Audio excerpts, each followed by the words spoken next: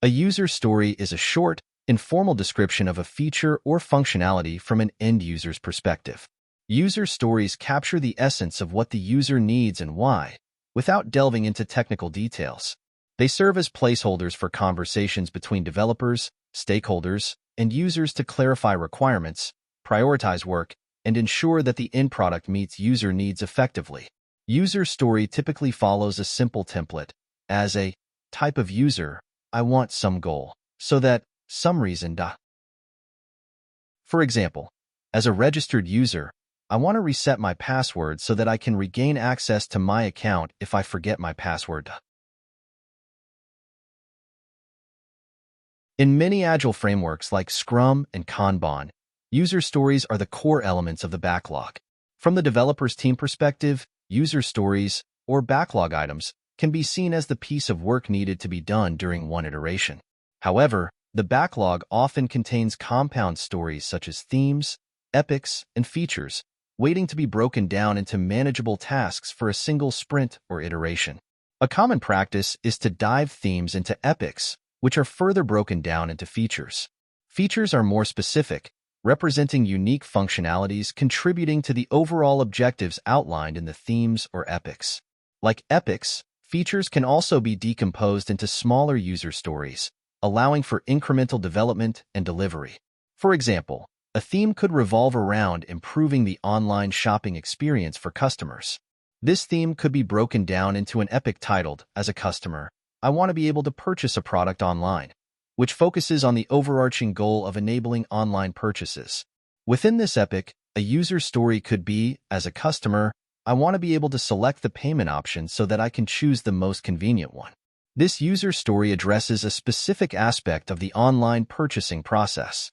Further breaking down this user story into tasks could involve steps such as designing the payment selection interface, implementing payment processing logic, and testing payment functionality to ensure it meets user requirements and quality standards.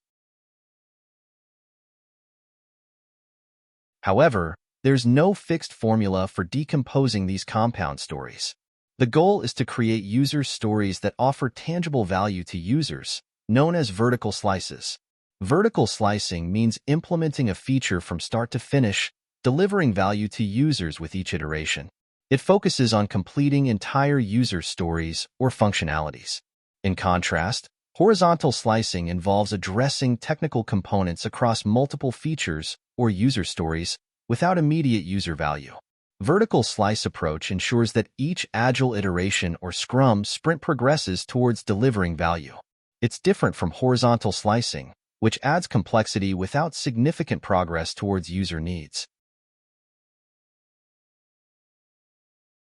The purpose of the 3CS, card, conversation, confirmation, is to provide a structured approach for defining and understanding user stories in Agile development. The card serves as a tangible representation of the user story. The format of a user story card is flexible and can be adapted to suit the needs of the team or project. While there are common elements like the title, user role, action, benefit, and acceptance criteria, the exact format may vary based on team preferences, project requirements, or specific Agile methodologies being used. The key is to ensure that the essential information is captured effectively to facilitate communication and understanding within the team. What needs to be done? The conversation aspect of the 3CS typically occurs during sprint planning meetings in Agile development. During these meetings, the development team discusses each user story in detail, clarifying requirements, addressing any uncertainties, and refining the scope of work. This conversation allows team members to share their perspectives, ask questions, and ensure everyone has a clear understanding of what needs to be done to complete the user story successfully. Additionally, conversations may continue throughout the sprint as needed to provide further clarification or address any new insights that arise during development. The confirmation ensures that there is a shared understanding of what constitutes a completed user story. This involves defining clear acceptance criteria that specify how the functionality will be tested and validated. It helps ensure that the user story meets the intended requirements and delivers value to the user. Acceptance criteria are specific conditions or requirements that a user story must meet to be considered complete and satisfactory. They define the boundaries and expectations for the functionality described in the user story. Acceptance criteria help ensure that the team understands what needs to be delivered and provide a basis for testing and validation. They are typically written in a clear and concise manner and serve as guidelines for determining when a user story is finished and ready for deployment. For example, the user story card titled, "As a customer, I want to be able to reset my password so that I can regain access to my account," outlines the need for implementing a password reset feature for users. During the sprint planning meeting, the team engages in a conversation regarding the user story. They deliberate on the functionality of the password reset feature, considering the sequential steps a user will undertake and addressing potential error scenarios. Additionally, the team explores the technical aspects of implementing the feature and identifies any challenges that may arise during the development process. Upon reaching a consensus, the team defines the acceptance criteria for the user story. These criteria include ensuring that the user receives a confirmation email upon successfully resetting their password, setting a time limit for the password reset link to expire, and implementing a system log to record password changes for security purposes. Once these acceptance criteria are met, the user story is deemed complete, signifying the successful implementation of the password reset feature. Writing good user stories means understanding user needs clearly. The INVEST criteria help create high-quality, actionable user stories that align with Agile principles. Let's see what INVEST is. Independent. User stories should be complete on their own to cut down on dependencies. This makes them easier to work on, put in order, and carry out. They can be developed, tested, and launched without depending on other stories. Negotiable. User stories prompt discussions and are flexible. They guide team discussions on refining strategies to align better with user needs and project objectives. The team has the flexibility to consider different methods to achieve goals, like deciding between sliders or input boxes for selecting price ranges. Valuable. The focus of a user story is the value it brings to the use, explaining what users will gain. Every story should help achieve user goals and make the product better. Estimable. Teams must understand user stories to estimate effort accurately, relying on clear details and familiarity with the story's scope. This understanding allows for effective planning by estimating tasks based on similar past experiences. Small. User stories should be compact enough to fit within a one sprint, allowing for quick completion and faster feedback cycles. Testable. User stories should include clear acceptance criteria, ensuring they meet user expectations and quality standards. These criteria make it easy to confirm that the story achieves its goals and functions correctly.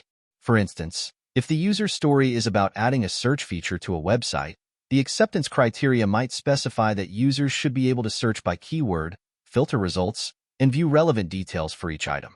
Following the INVEST principles helps Agile teams create user stories that fit Agile's flexible, user-centered approach, ensuring products meet user needs well.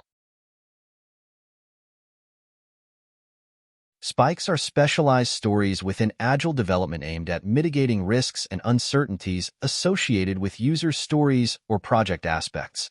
These spikes serve a variety of purposes. They help familiarize the team with new technologies or domains, providing a foundation for informed decision-making. Moreover, when a story is too large to estimate accurately, spikes are used to dissect its behavior and break it down into manageable parts, facilitating better estimation. Spikes also can address significant technical uncertainties by conducting research or prototyping, thus bolstering confidence in the chosen technical approach. For stories where it's unclear how the system should interact with the user, spikes enable the creation of prototypes or other techniques to gather user feedback and refine interaction design. There are two primary types of spikes. Technical spikes, which are focused on researching technical approaches, such as evaluating build versus buy decisions or assessing implementation technologies. For example, imagine a scenario where a development team is tasked with integrating a new payment gateway into their e-commerce platform. To tackle the technical uncertainties, they conduct a spike to research integration methods, prototype solutions, and identify potential challenges before committing to full development. And functional spikes, which are utilized to address uncertainties related to user interaction, often through prototyping user interfaces to gather feedback from stakeholders. For example, consider a situation where a team is developing a mobile app and needs to design a new user authentication feature. Unsure about the best approach, they conduct a functional spike to create prototypes of different login workflows, gather user feedback, and refine the design based on usability testing results. Guidelines for handling spikes include ensuring they are estimable, demonstrable, and acceptable, meeting acceptance criteria set by the product owner. It's crucial to use spikes sparingly, reserving them for critical uncertainties and larger unknowns. Ideally, spikes should be implemented in separate iterations from resulting stories to manage risk effectively, although caution is advised if both can be completed in the same iteration. In summary, spikes are invaluable tools for Agile teams, empowering them to mitigate risks, address uncertainties, and make informed decisions throughout the development process. In summary, spikes are invaluable tools for Agile teams, empowering them to mitigate risks, address uncertainties, and make informed decisions throughout the development process. Once we have gathered the user stories, the next step is to prioritize them. This involves deciding which user stories should be tackled first based on their importance and value to the project or product. Prioritizing user stories helps teams focus on what matters most and ensures that valuable features are developed early on. There are various methods available to help Agile teams decide which user stories to tackle first. First up, we have the value to the user/customer approach.